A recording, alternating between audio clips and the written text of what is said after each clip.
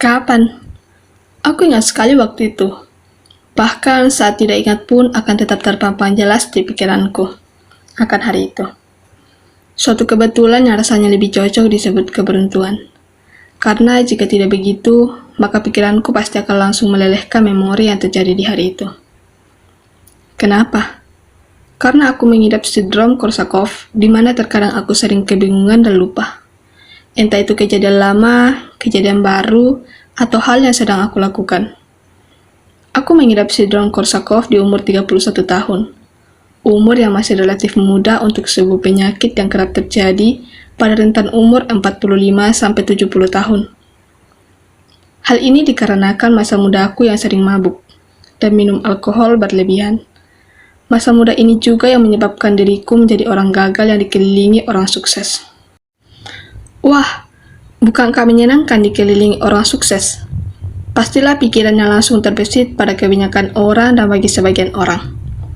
Hal itu masih lebih baik dibanding dikelilingi oleh orang gagal.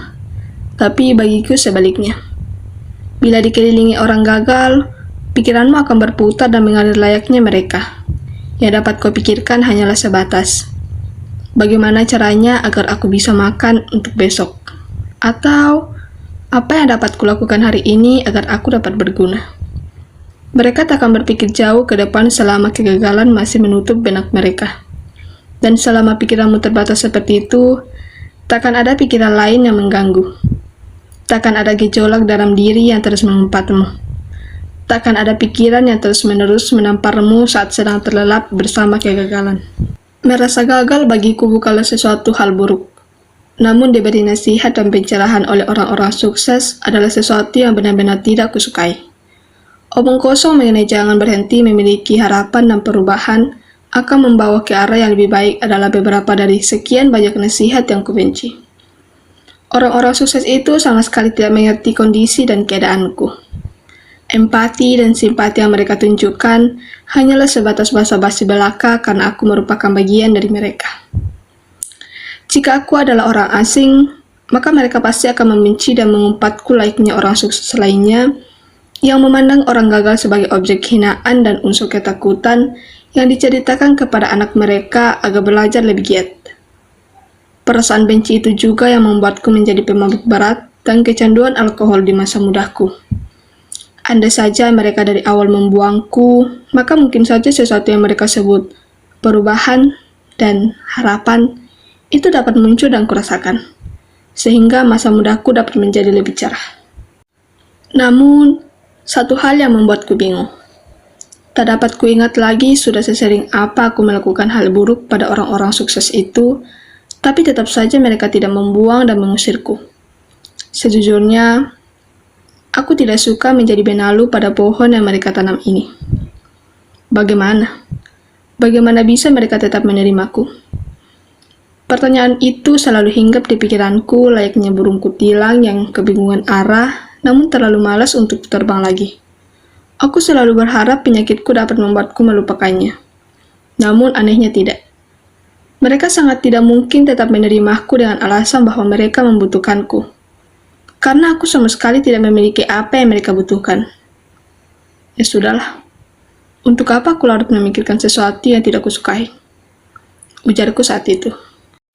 Selepas merebahkan diri dengan cepat ke kasur kamar rumah kontrakanku, sembari melihat sekeliling kamar yang kondisinya bak kapal pecah. Aku yang berumur 31 tahun ini tidak memiliki pekerjaan atau rutinitas yang berguna sama sekali. Rumah kontrakanku dibiayai oleh orang-orang sukses itu.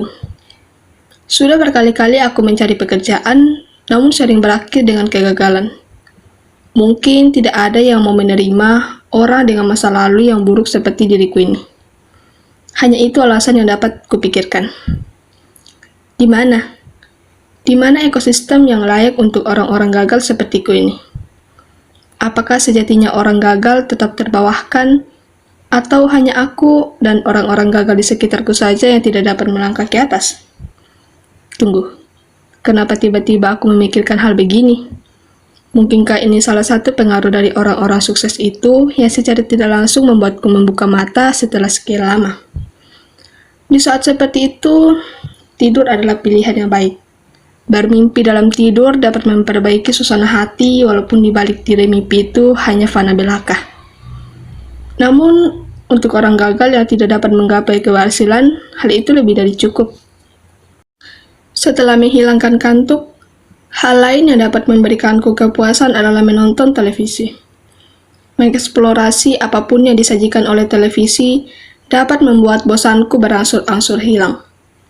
Namun, di hari itu rasanya bau busuk yang sangat menyengat di rumahku benar-benar mengganggu konsentrasiku dalam menonton. Yang benar saja, tidak kusangka sampah di rumahku menumpuk sampai sebanyak ini. Mungkin saja kalian yang membuatku sial.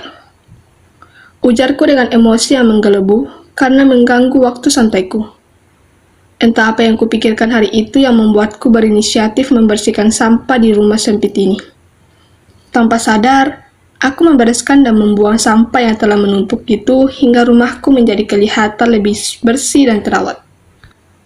Usai mengumpulkan seluruh sampah di rumahku, aku duduk sebentar di sebuah kursi yang sebelumnya menumpuk sampah-sampah tak karuan di sudut ruang tamu. Aneh sekali, ujarku. Setelah membereskan sampah-sampah yang dapat dibilang cukup banyak di rumah, kenapa setelah duduk sebentar dan memandangi sekeliling rumah yang bersih ini, sama sekali tidak membuatku merasa lelah, mengantuk, dan bosan. Biasanya, walaupun tidur lebih cepat, aku selalu merasakan kantuk setelah melakukan aktivitas ringan. Tapi kenapa kali ini badanku tidak merasa lelah? Tanpa sadar aku termenung. Entah dari mana muncul sebuah gagasan yang seolah menyenggolku.